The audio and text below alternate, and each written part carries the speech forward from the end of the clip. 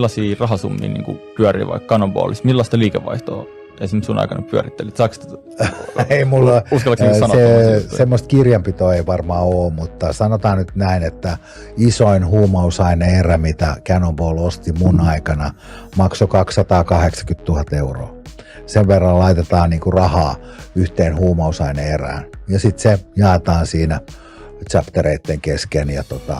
Mutta pääsääntöisesti ne voi kuulostaa niinku paperilla aika kovalta bisnekseltä, että hei, tämmönen erä ja tästä tehdään toinen mokoma voittoa vaikka.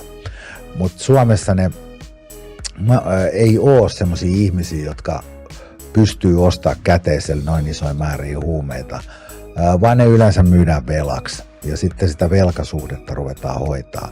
Niin se on niin kuin ihan eri asia, että onko se paperilla hyvä diili vai että se on riihikuivaa rahaa sun kädessä. Se pitää vielä hakea